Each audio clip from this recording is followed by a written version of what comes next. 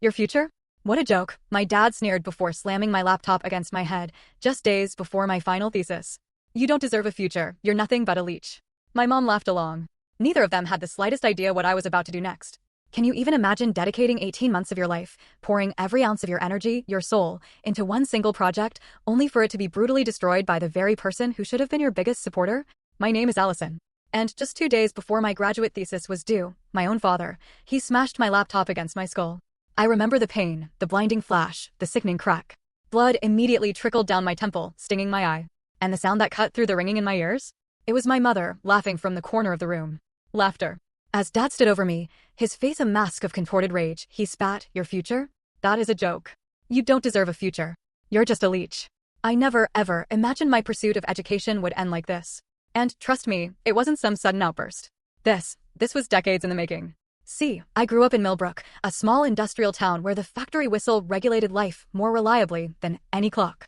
Our modest 2-bedroom house sat on the edge of town, its peeling paint a constant reminder of what my father called realistic priorities. My dad, Harold Thompson, he worked at the steel mill for 27 years. His hands were always callous, his permanent scowl a result of what he proudly termed real work. Education, in his eyes, was frivolous. A luxury for people who were too soft to earn an honest living. And then there was my mom, Doris. She worked part-time at the local diner, but mostly, her job was keeping the house exactly as Dad demanded. She learned early in their marriage that contradicting him led to days of cold silence, or worse, explosive arguments. Over time, she became his echo, reinforcing his opinions, just to avoid becoming their target. Sometimes, she'd even join his mockery of my academic interests. Her nervous laughter, it was just a shield against becoming the next object of his derision. My older brother, Frank, was the golden child. He dropped out of high school junior year to work alongside Dad at the mill. Now, that's a real Thompson, Dad would boast proudly at family gatherings, clapping Frank on the shoulder. None of that book nonsense, just honest work. Frank absorbed those lessons. He mirrored Dad in opinion, in temperament. By 20, he had his own apartment, a steady paycheck. To my parents, this was the absolute pinnacle of success. Meanwhile, I discovered very early that I absolutely loved learning. Words fascinated me. Numbers held secrets I wanted to unravel. I'd lose track of time doing science experiments in our kitchen, until Dad would storm in, demanding I stop wasting food on foolishness. My third-grade teacher, Mrs. Sanderson, was the first to really notice. "Allison has remarkable analytical skills," she told my parents during a conference. They only attended because it was mandatory. Dad stared at the wall while Mom nodded politely. Both of them forgot her words before we even reached the parking lot. By 5th grade, I won the district spelling bee. The local newspaper printed a small article with my photo. I was beaming, clutching my certificate while my classmates' parents snapped pictures. Mine never showed.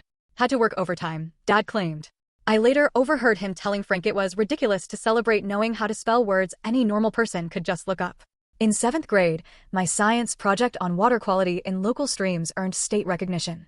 The principal called home personally to share the news. Mom answered and said, "That's nice," in the same flat tone she used when acknowledging the weather forecast. When I asked if they would drive me to the state competition 2 hours away, Dad scoffed. "We are not wasting gas, so you can play scientist. That won't put food on the table." High school became my sanctuary, my escape. I joined every academic club possible, staying after school until the last possible moment before heading home. My English teacher, Mr. Vaughn, loaned me books from his personal collection. "Your mind is exceptional, Allison," he told me once. "Do not let anyone dim your light." My math teacher, Miss Garcia, stayed late to help me prepare for the advanced placement exams. "College will open doors you cannot even imagine yet," she encouraged. When I became valedictorian, the principal called my parents personally to invite them to the ceremony. They didn't attend. Dad had a fishing trip planned with Frank. Mom claimed she had a migraine. I delivered my speech to a crowd of strangers, fighting back tears when other students ran to hug their proud parents afterward. I stood alone until Mr. Vaughn approached with a small wrapped gift. It was a journal with an inscription, "Your journey is just beginning. The world needs your voice." That night, I made a secret promise to myself. I would be the first Thompson to attend college. Not just any college, but the best one that would accept me. Education would be my escape route from the narrow future my family envisioned for me. Each rejection of my achievements, each dismissive comment, it only fueled my determination. It became another brick in the foundation of my resolve. I applied for scholarships in secret. I used the school computers to complete applications since we didn't have internet at home. I created a special email address my parents would never discover. I convinced a teacher to serve as my primary contact to avoid mail coming to our house. While my classmates shared their college acceptance letters with supportive families, I hid mine under a loose floorboard beneath my bed, taking them out at night to reread by flashlight. My fingers tracing the embossed university logos like treasure maps to another life. The day I graduated, as family celebrated around us, Dad only asked, "So, you start at the mill next week, right?" When I finally gathered the courage to tell them about my full scholarship to State University, the silence lasted 10 excruciating seconds before Dad threw his plate against the wall. "So, you think you're too good for honest work? Too good for your family? Books and theories don't feed people, Allison. Real work does." Mom just stared at her lap while Frank laughed and said, "Always knew you were weird." That night, I packed what little I owned, knowing the bridge I was crossing was burning behind me. Yet somehow, despite the fear twisting in my stomach, each item I placed in my suitcase felt like reclaiming a piece of myself they had never truly recognized existed. My first day of college orientation, oh man, it felt like stepping onto an entirely different planet. Like everyone else had gotten the memo about a secret family support package I just didn't receive. I watched families bustling around laughing, helping their kids unload cars packed with dorm supplies. Moms fussing over bed arrangements, dads expertly assembling furniture. And there I was, stepping off a Greyhound bus, completely alone. One worn suitcase, a backpack, that was it. Everything I owned. My scholarship? It was a godsend, covering tuition and basic room and board. But nothing else. No spending money. No laptop. Not even extra clothes or basic supplies. It was a stark, brutal reality check. "Your parents coming later?" my roommate Jasmine asked while her own mother organized their closet space, her father setting up a mini fridge he'd purchased as a surprise. "They had to work," I lied. It was the first of many such lies I would tell over the next 4 years. The truth was just too complicated, too painful to explain to these strangers whose parents hugged them goodbye with tears and proud smiles. That first semester was the hardest adjustment. Without a laptop, I spent hours in the computer lab typing papers while other students worked comfortably from their rooms. The financial aid office helped me find a work-study position in the cafeteria, but the hours were limited and the pay barely covered essentials. I found a second job waiting tables at a diner near campus, working nights and weekends while trying to maintain the GPA required for my scholarship. 3 weeks into October, my carefully constructed budget collapsed when I developed strep throat. The clinic visit and antibiotics depleted my meager savings. With nowhere else to turn, I swallowed my pride and called home. Mom answered, her voice immediately guarded. "Is everything okay?" she asked, which I knew really meant, "Are you finally giving up this college nonsense?" "I'm a little short on money this month," I explained, my voice tight with humiliation. "I got sick and had some medical expenses. I was wondering if maybe I could borrow just $100 until my next paycheck." The silence stretched before Dad grabbed the phone. "Money problems already? Welcome to the real world, college girl. Maybe now you'll understand what actual responsibility feels like." He hung up without another word. That night, I slept in my car for the first time, having been unable to cover both medication and my portion of the dorm utilities. Jasmine had family visiting, so I made excuses about staying with a friend to avoid embarrassment. For 2 weeks, I alternated between the backseat of my 15-year-old Honda and the 24-hour campus library, showering in the gym before classes. Nobody noticed. I became invisible, just another tired student among thousands. By Thanksgiving, most students went home for the holiday. I picked up extra shifts at the diner, earning double pay, plus generous tips from customers who felt sorry for the poor college girl working on the holiday. With those funds, I secured a tiny studio apartment off campus that cost less than the dorm. It was in a questionable neighborhood, but it was mine. Despite these hardships, I excelled academically. My professors noticed my work ethic and intellectual curiosity. Dr. Louis, my introduction to psychology professor, became the first of several mentors who would shape my academic journey. After I submitted a paper analyzing the psychological impacts of economic insecurity on family dynamics, she asked me to stay after class. "This analysis shows remarkable insight," she said. "Have you considered majoring in psychology?" That conversation opened a new path. Psychology offered a framework to understand my own experiences. The more I studied family systems, attachment theory, and resilience factors, the more I recognized patterns in my own upbringing. Knowledge became more than just escape, it became healing. By sophomore year, I had settled into a punishing but sustainable routine. Classes in the morning, library study sessions in the afternoon, work shifts in the evening, and homework late into the night. I survived on ramen noodles, free campus event food, and the occasional meal a professor would buy me during academic discussions. I learned to find the buildings with the best heating during winter and the best air conditioning during summer to minimize my apartment utility bills. Junior year brought a research assistant position that paid better than my service jobs. Professor Harrington selected me from dozens of applicants based on my academic performance. "Your perspective on socioeconomic factors in family psychology is unusually nuanced," he explained. "Most students your age have only theoretical understanding of these issues." If only he knew how personally I understood them. Each theory I studied illuminated another aspect of my family dynamics. Each research paper I read gave me language for experiences I had previously only felt. By senior year, I had found my true academic passion, studying how family environments impact educational achievement and psychological development. The irony was not lost on me that my own family had become my greatest case study. I graduated summa cum laude with departmental honors. Several professors encouraged me to apply for graduate programs, offering glowing recommendations. When my graduate school acceptance letter arrived, along with a teaching assistantship that would cover most expenses, I felt absolutely vindicated. I had proven myself despite every obstacle. In a moment of optimistic weakness, I called home with the news. Mom answered, sounding older than I remembered. "I got accepted to the graduate program at State," I said, trying to keep the pride from my voice. "Full funding and a teaching position." "Oh," she paused. "So, more school then. When do you plan to get a real job, Allison?" "This is a real job, Mom. I'll be teaching and doing research." Dad must have been listening on the extension because his voice suddenly cut in. "So, the perpetual student continues to avoid growing up. Some of us have been working real jobs since we were 16, but I guess that's beneath the professor wannabe." I ended the call shortly after, reminding myself why I had limited contact with them to begin with. Yet, some childish part of me had still hoped for approval, for acknowledgement that what I had accomplished was worthwhile. That hope now seemed as naive as expecting water from a stone. With graduate school ahead, I needed to find affordable housing near campus. The teaching stipend would cover basics, but barely. After calculating costs, I made a difficult decision. I would rent a small apartment in my hometown, 20 minutes from campus. The rent was significantly cheaper than university area housing, and I could manage the commute. I told myself it was purely financial, but perhaps some part of me still yearned for the family connection I had never truly had. Graduate school intensified everything about academic life. The coursework was more demanding, the expectations higher, the competition fiercer. Yet, for the first time, I felt truly in my element. My undergraduate struggles had prepared me for this pressure in ways my more privileged classmates were just beginning to understand. My focus narrowed to family psychology, specifically the impact of parental attitudes toward education on children's academic achievement and self-concept. Each research paper I wrote circled this theme, examining it from different theoretical angles. My professors noted the unusual depth of my analysis. "Most students your age approach these topics theoretically," Dr. Westfield commented on one of my papers. "Your work shows a remarkably nuanced understanding of the lived experience." If only she knew how personal this research was to me. Every statistical correlation I studied reflected moments from my own childhood. Every case study contained echoes of my own story. I was simultaneously the researcher and the subject, though I kept this duality carefully hidden behind academic language and methodological rigor.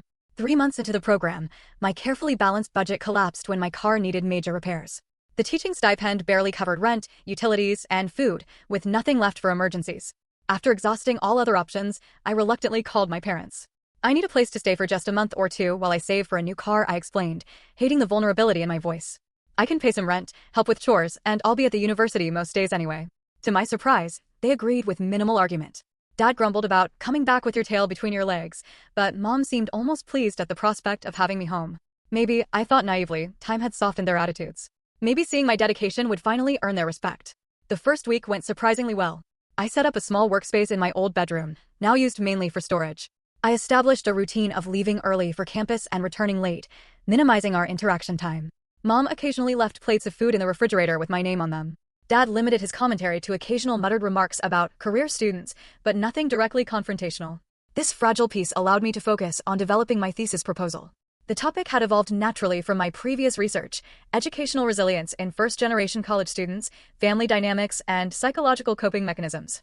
My thesis committee approved it enthusiastically, noting its potential contributions to understanding barriers to higher education access.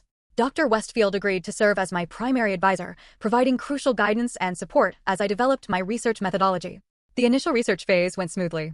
I conducted literature reviews, designed survey instruments, and obtained institutional review board approval for human subjects research. I scheduled interviews with 21st-generation college students, carefully selecting participants whose experiences would provide diverse perspectives on the phenomenon I was studying. Each interview lasted 2 to 3 hours, yielding rich qualitative data that both validated and complicated my initial hypotheses. But as the work intensified, so did the tensions at home. What began as subtle digs escalated into daily commentary on my obsession with schoolwork and questions about when I would join the real world.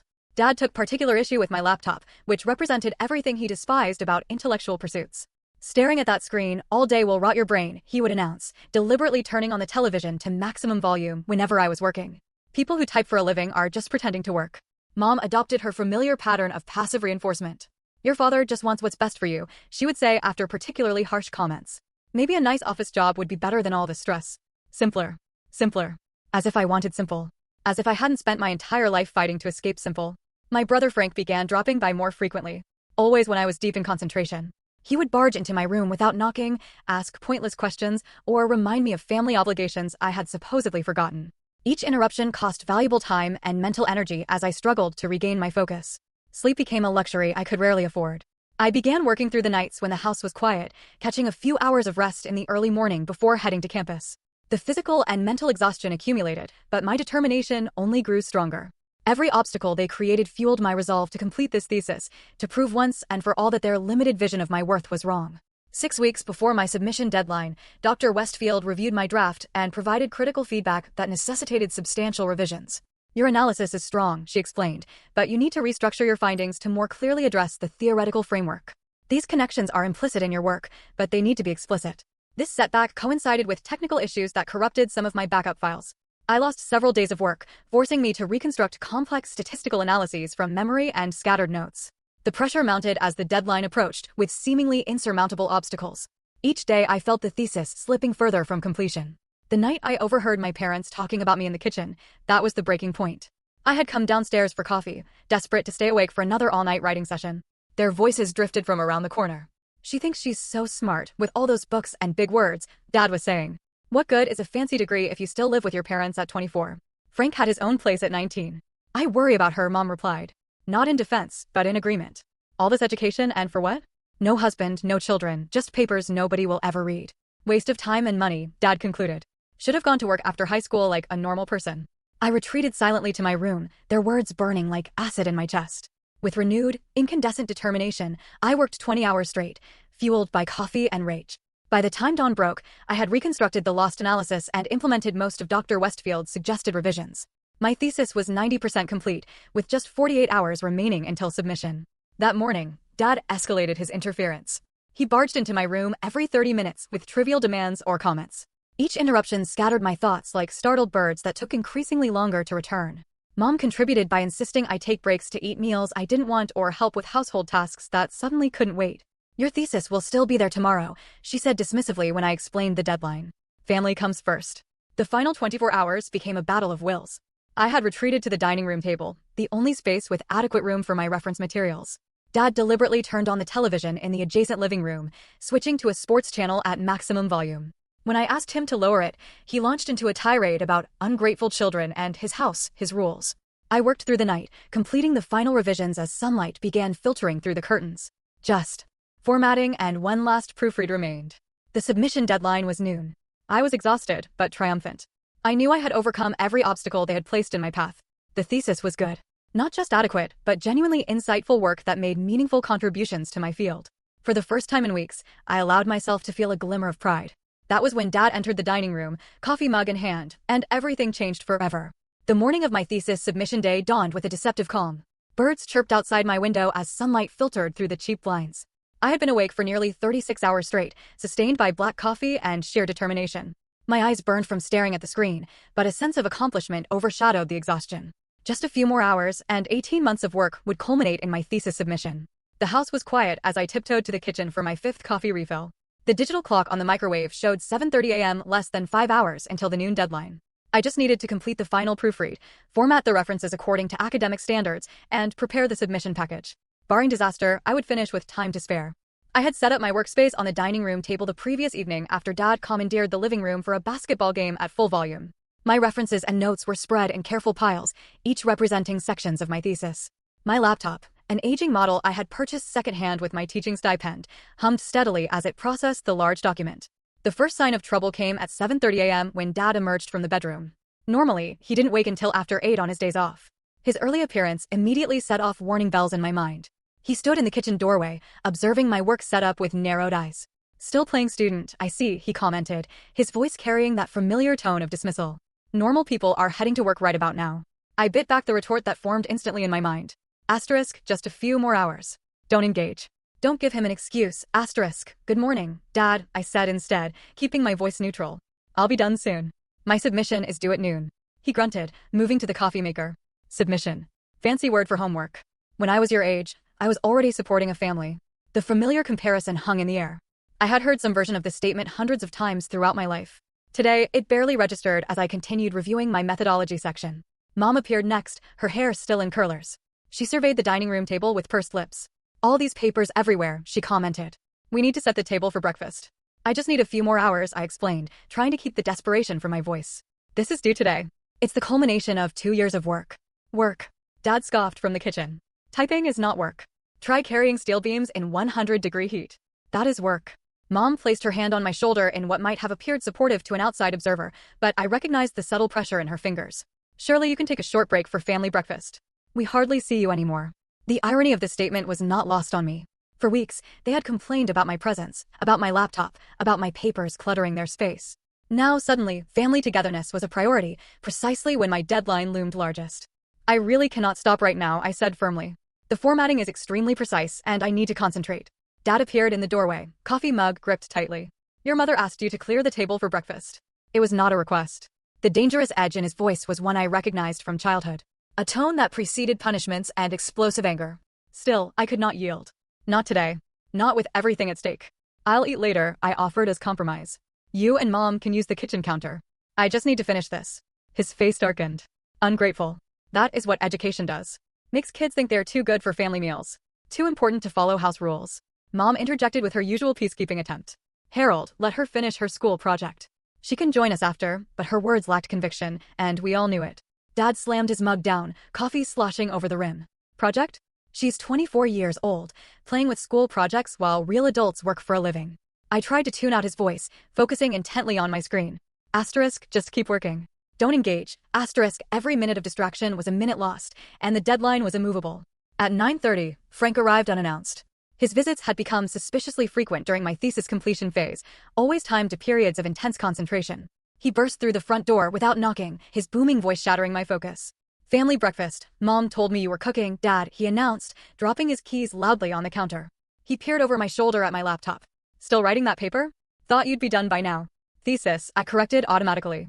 And yes, I am finishing it today. Frank laughed. Thesis, paper, homework, whatever. Same thing, right? Hey, did I tell you guys I got that promotion at the mill? Supervisor now. Full benefits, pension, the works. Dad beamed with the pride he had never once directed toward my achievements. That's my boy.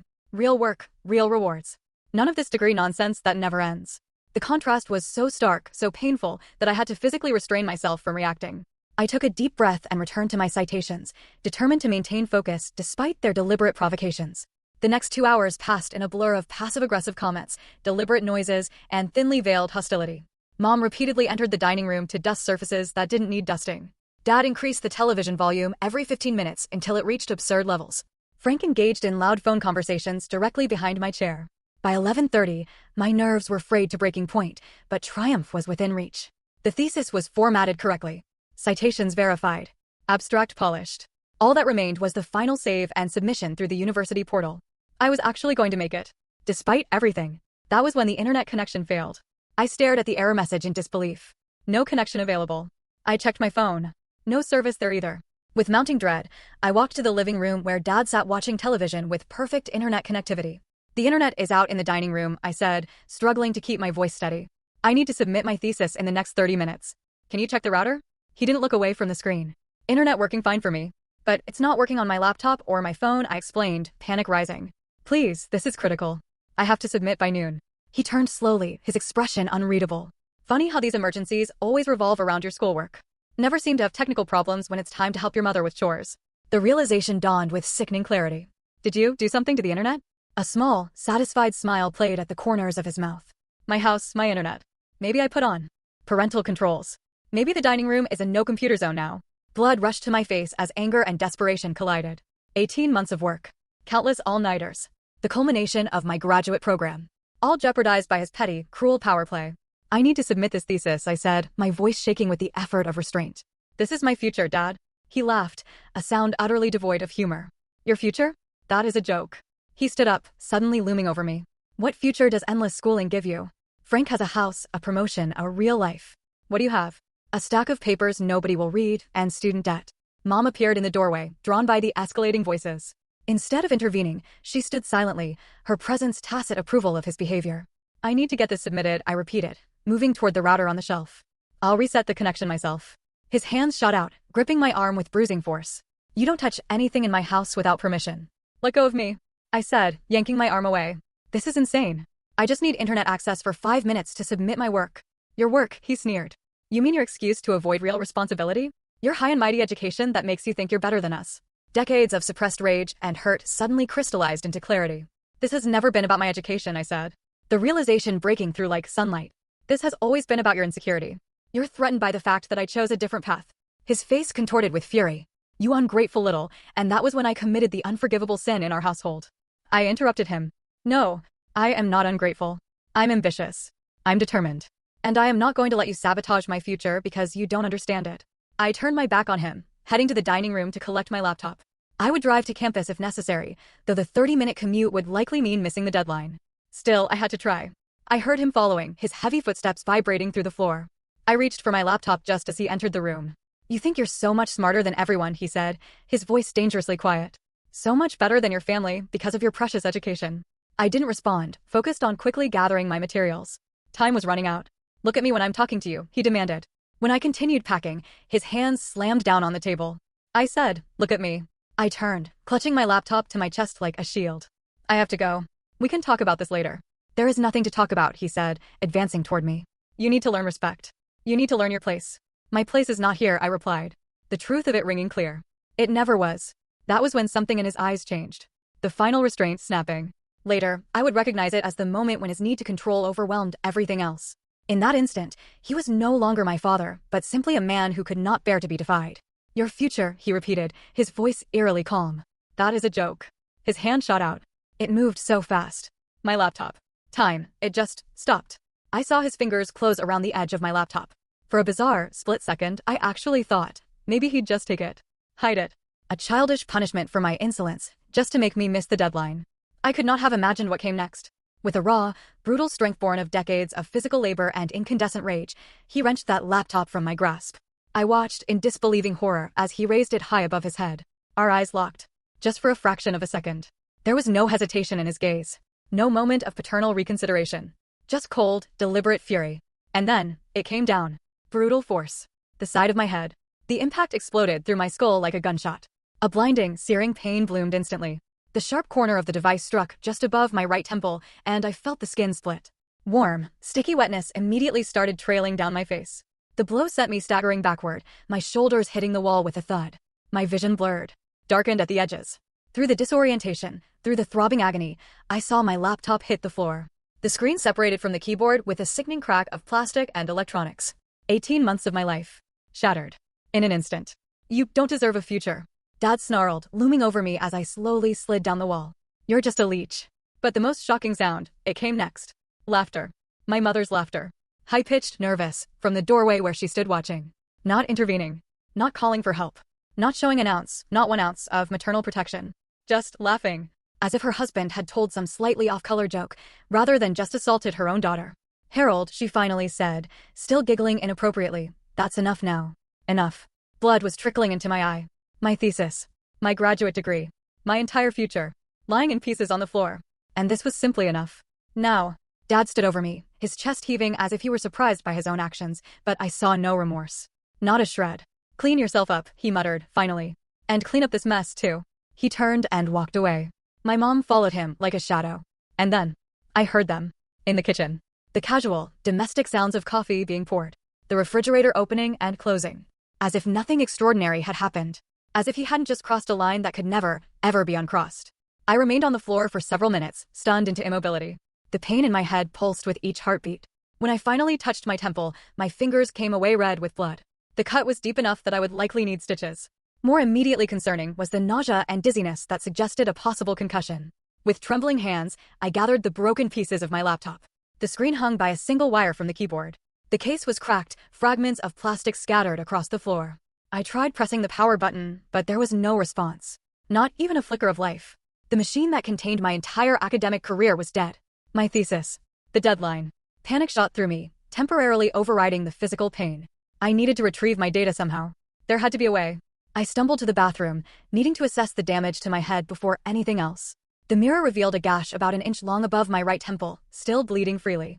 My eye was already beginning to swell, and tomorrow would showcase an impressive bruise. I pressed a clean washcloth against the wound, applying pressure to slow the bleeding. Concussion symptoms were setting in stronger now. The bathroom light seemed painfully bright, and when I moved my head too quickly, the room spun alarmingly. I knew I should probably go to an emergency room, but the thesis deadline loomed larger than my physical well-being. Noon. It was already past 11. Less than an hour remained. I returned to the dining room, washcloth still pressed to my head.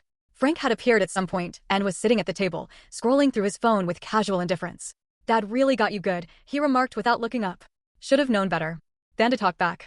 The casualness with which he acknowledged the assault without condemning it was perhaps more chilling than the attack itself. This was normal to them. This was acceptable.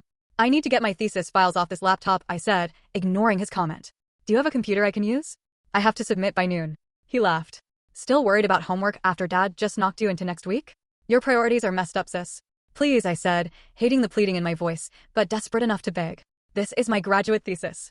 Everything I've worked for. I just need to access the files. He finally looked up, shrugging. Sorry. Left my laptop at home. Besides, that thing is toast.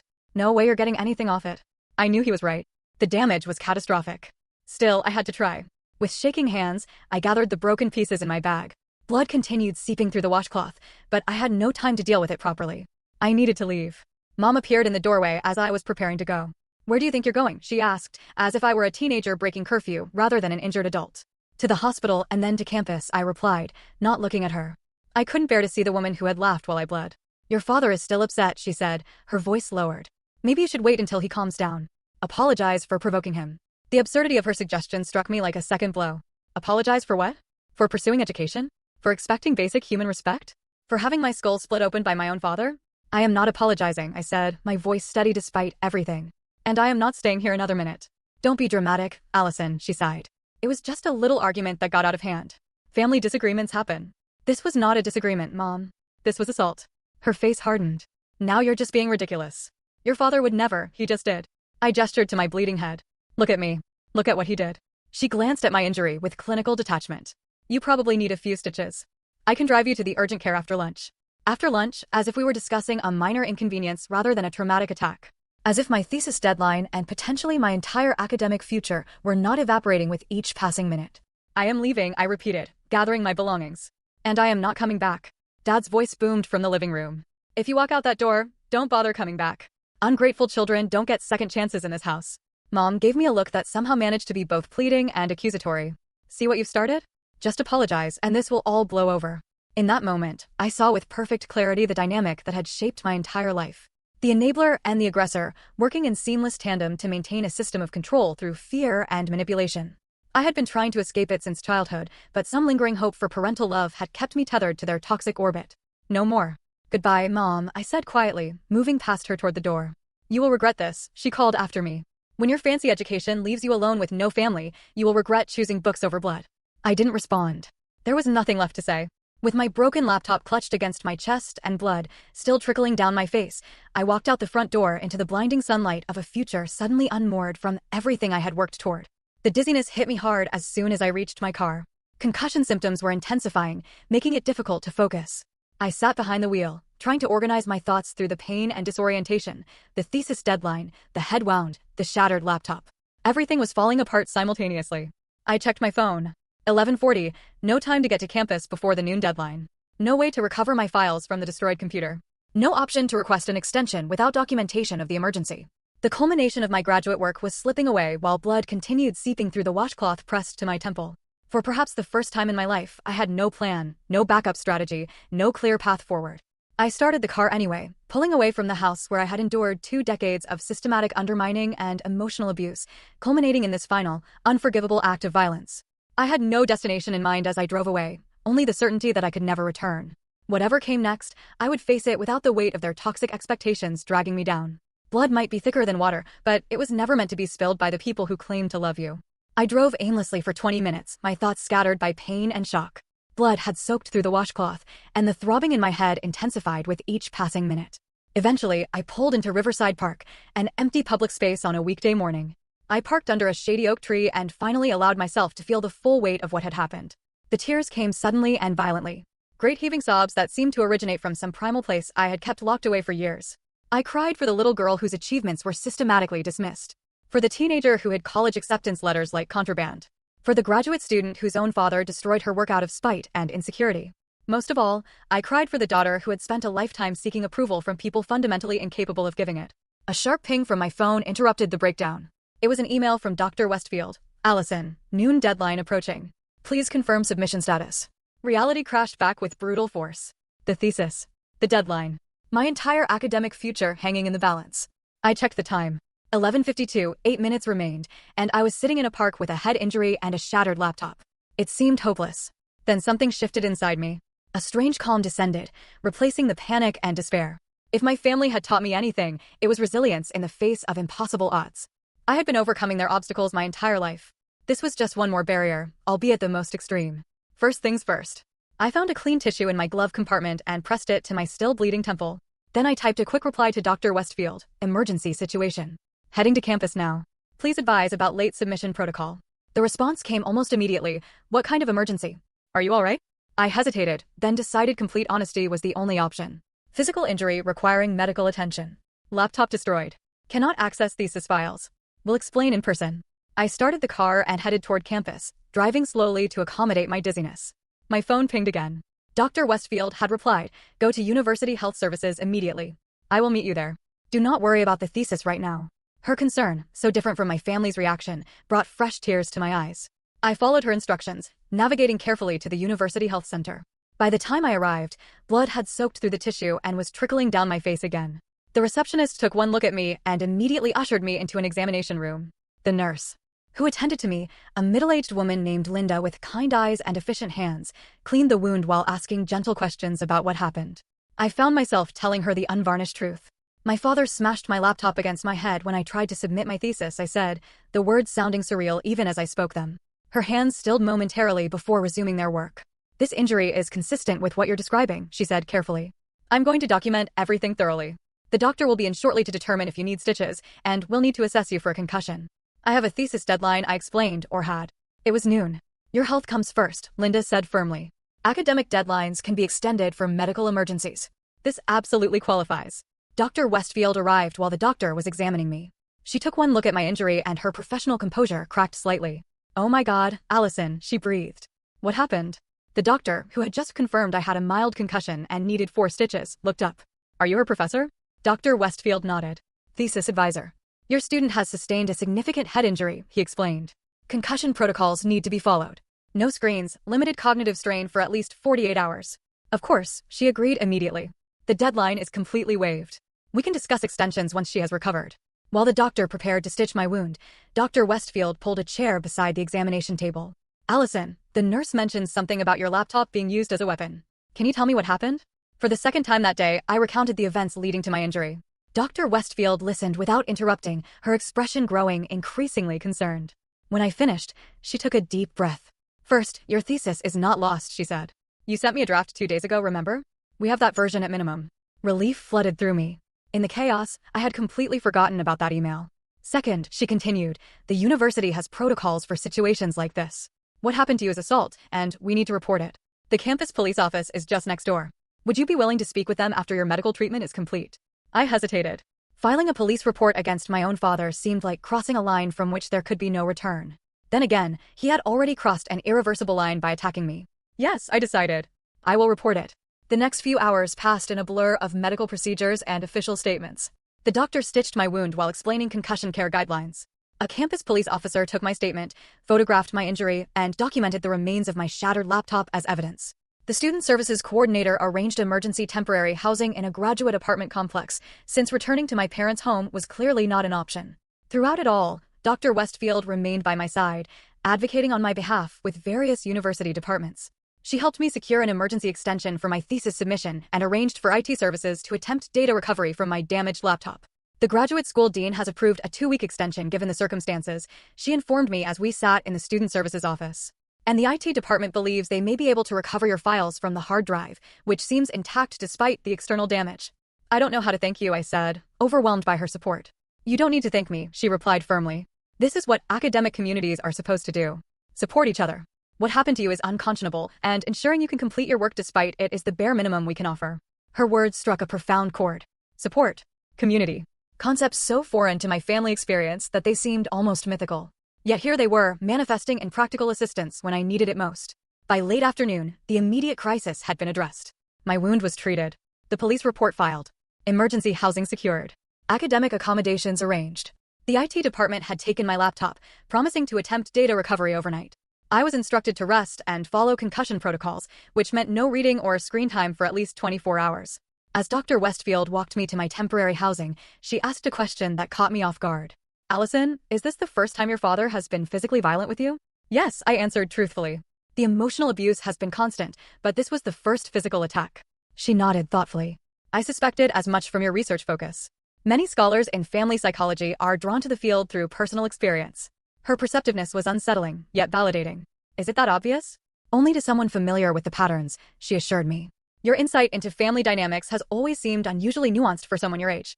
Now I understand why. We reached the apartment building, and she helped me get settled in the simple but comfortable emergency housing unit. Before leaving, she placed a business card on the counter. This is the contact information for the University Counseling Center, she explained. They have crisis counselors available 24/7. Please consider calling them. What you have experienced is traumatic, and processing it with professional support would be beneficial. After she left, I sat on the edge of the unfamiliar bed, physically and emotionally exhausted. The events of the day seemed dreamlike in their intensity and surrealism. My head throbbed despite the pain medication, and my thoughts kept circling back to the moment when metal and plastic crashed against bone, when blood ran down my face while my mother laughed. I picked up Dr. Westfield's card and the phone. Some burdens were too heavy to carry alone. The next morning, a knock at my door revealed a university IT technician holding a small external hard drive. We were able to recover most of your files, he explained. The hard drive was remarkably intact given the damage to the laptop. We've transferred everything to this external drive.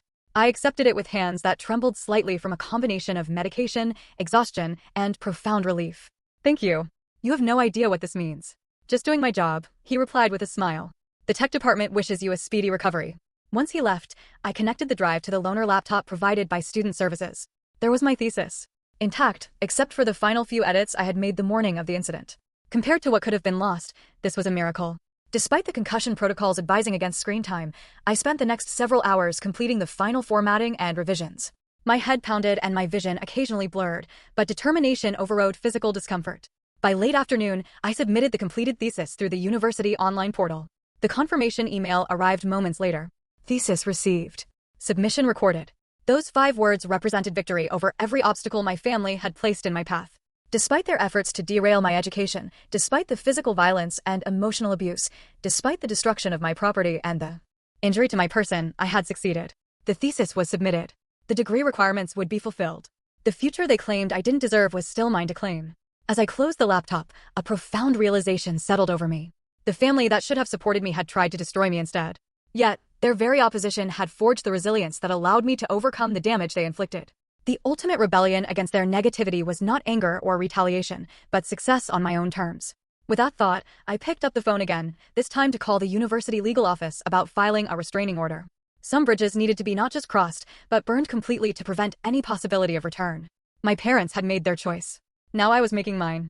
The physical healing began with 4 stitches above my right temple.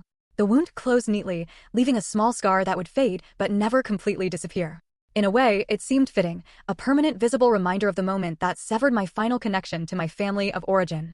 The concussion symptoms persisted for nearly 3 weeks: headache, sensitivity to light, occasional dizziness, all gradually diminishing as my brain recovered from the trauma. University Health Services monitored my progress with weekly appointments, and the campus counseling center became a fixture in my routine, with twice-weekly sessions helping me process not just the assault, but the lifetime of emotional abuse that preceded it. My thesis defense was postponed by a month to accommodate my recovery. When the day finally arrived, I stood before my committee with a confidence born of surviving the worst and continuing anyway. The questions were challenging but fair. My responses clear and well-reasoned. At the conclusion, Dr. Westfield announced what I had scarcely dared to hope for: highest honors. Unanimous decision. Those words echoed in my mind as I walked across campus afterward. Highest honors. After everything, I had not just succeeded, but excelled. The validation was sweet, but more important was the internal knowledge that I had persevered against extraordinary obstacles. No external recognition could match the strength I had discovered within myself. The restraining order against my parents was granted without contest. They didn't appear at the hearing, sending instead a brief statement through their lawyer claiming I had always been prone to exaggeration and attention-seeking behavior. The judge reviewed the medical records, police report, and photographs of my injury before declaring their response, concerning in its dismissiveness of documented assault. The order was approved for the maximum duration, with provisions for extension if necessary. As spring turned to summer, unexpected news arrived from the university. The department had an opening for a research assistant position that came with a modest stipend and campus housing for the upcoming academic year. Dr. Westfield had recommended me. Your thesis has attracted attention from several faculty members, she explained when I met with her to discuss the opportunity. The intersection of family dynamics, educational resilience, and first-generation student experiences is increasingly relevant to our institutional goals. We would like you to continue and expand this research. The position would allow me to remain in the academic environment where I had found support and purpose, while establishing my independence on firmer footing. I accepted immediately. 2 months after the assault, as I was settling into my new campus apartment and research role, an unexpected visitor appeared at my office door. Frank. He stood awkwardly in the hallway, looking simultaneously defiant and uncertain. Can we talk? He asked, his usual bravado notably absent. I hesitated, my hand instinctively rising to the faint scar on my temple. That depends on what you want to say. He flinched slightly at the gesture. I'm not here to defend them, he said quickly. What Dad did was wrong. Really wrong. The admission shocked me into silence. Frank had always been our father's echo, reinforcing every criticism, amplifying every dismissal of my choices. Mom and Dad told everyone you fell and hit your head on the table, he continued. But I saw the broken laptop. I know what really happened. And you're just now acknowledging this. 2 months later, he looked down. I should have said something that day. Should have stopped him, or helped you afterward. I know that. The apology was implicit rather than stated outright, typical of the emotional constipation that characterized my family's communication style. Still, it represented a significant departure from our previous dynamic. Why are you here, Frank? I asked directly. I got you something, he said, reaching into his jacket pocket. He produced a small box which he placed on my desk. To replace what was broken. Inside was a new laptop, significantly nicer than the second-hand model that had been destroyed. The gesture was simultaneously touching and insufficient, a material solution to a problem that ran bone deep. Thank you, I said carefully. But a laptop doesn't fix what happened. I know, he admitted. Nothing really fixes it. Dad crossed a line that day. Mom too, with her reaction. He paused, seeming to struggle with his next words. I've been thinking a lot about how they treated you compared to me. How they always made your achievements seem worthless while praising me for basic stuff. It wasn't fair. Coming from Frank, this acknowledgement was seismic. He had benefited his entire life from the uneven distribution of parental approval. Recognizing it required a level of self-reflection I had not thought him capable of. No, it was not fair, I agreed. But it shaped who I am, for better or worse. Mostly better, looks like, he said, glancing around my university office with what seemed like genuine admiration. You made it despite them. Maybe even because of them, in some weird way. His insight surprised me. Perhaps he was more perceptive than I'd given him credit for. Will you keep in touch? He asked as he prepared to leave. Not with them. Just with me. I'd like to know how you're doing. I considered the request carefully. Frank had been complicit in the family dynamic that culminated in violence, but he was also a product of that environment, shaped by the same forces that had nearly broken me. We can try, I offered slowly. It was a small opening, but significant. The ability to selectively reconstruct family connections on my own terms was a form of power I had never possessed before. As my research position evolved into a more permanent role, I began incorporating my personal experiences into outreach programs for first-generation college students from challenging family backgrounds. Without sharing the specific trauma, I could connect with students facing similar obstacles: parental disapproval, lack of support, active undermining of educational goals. Family resistance to your education often says more about their insecurities than your choices, I would tell these students. Your pursuit of knowledge threatens the status quo, challenges their worldview, and sometimes highlights opportunities they never had or choices they regret not making. This framework helped many students depersonalize the opposition they faced, to see it as a systemic issue rather than a personal failure. The ability to transform my painful experiences into support for others became the most unexpected gift of my journey. 1 year after the assault, I received an invitation to present my research at a national conference on educational equity. Standing at the podium before hundreds of educators and researchers, I felt a profound sense of vindication. The path that my father had literally tried to beat me away from had led to professional recognition, meaningful work, and a community that valued precisely what my family had dismissed. Educational resilience is not just about academic persistence despite socioeconomic barriers, I explained during my presentation. It is also about maintaining self-belief when the people who should be your strongest supporters become your most significant obstacles. For many first-generation students, the greatest achievement is not the degree itself, but the psychological strength required to pursue it in the face of active discouragement from those whose approval they most desire. The standing ovation that followed was gratifying. But the real reward came during the networking session afterward, when student after student approached to share how my framework had helped them understand their own family dynamics. I had transformed personal trauma into professional insight that benefited others. There could be no more complete victory over the narrative my parents had tried to impose. As for my parents themselves, the distance I maintained proved to be the healthiest choice. Occasional updates from Frank indicated they remained unchanged, still minimizing the assault as a misunderstanding and portraying themselves as victims of an ungrateful daughter. Their inability to acknowledge the reality of what happened only confirmed the wisdom of my decision to remain apart from them. The greatest insight came gradually, through both professional study and personal reflection. Their treatment of me had never truly been about me at all. My father's rage, my mother's enabling, my brother's initial complicity, all stemmed from their own limitations, fears, and unfulfilled potentials. Understanding this did not excuse their behavior, but it liberated me from the weight of wondering what I could have done differently to earn their approval. Nothing. The answer was nothing. Because their disapproval was never about my choices or achievements. It was about what those achievements reflected back to them, about their own lives. My success became a mirror they could not bear to look into. So they tried to shatter it instead. In breaking away, I found the freedom to define family on my own terms. The colleagues who supported me through crisis. The students who shared their similar journeys. The mentors who recognized my potential when my parents could not. These people became my chosen family. Connected not by blood, but by mutual respect, shared values, and genuine care for each other's well-being. 2 years after the laptop incident, I stood in my new apartment, hanging the framed copy of my graduate degree on the wall. The small scar on my temple had faded to a thin silver line, visible only if you knew exactly where to look. Like so many aspects of that day, it had diminished but not disappeared, integrated into who I had become rather than defining me. My phone chimed with a message from Dr. Westfield. Curriculum Committee approved your proposed course on family dynamics and educational resilience for next semester. Congratulations, Professor Thompson. I smiled at the title. Professor Thompson. The future my father had claimed I didn't deserve was now undeniably mine. Not despite his cruelty, but because of how it had forged me. Every obstacle they placed in my path had ultimately strengthened my resolve. Every dismissal had deepened my determination. The most profound lesson of my journey was not about family trauma or academic resilience, though these were significant. The deeper truth was about the human capacity to transform pain into purpose, to alchemize the lead of rejection into the gold of self-actualization. We cannot control the families we are born into, but we can choose the people we become and the families we create for ourselves. Have you ever had to overcome opposition from people who should have supported you? How did you find the strength to pursue your dreams despite their discouragement? Tell me what you think. I really want to know.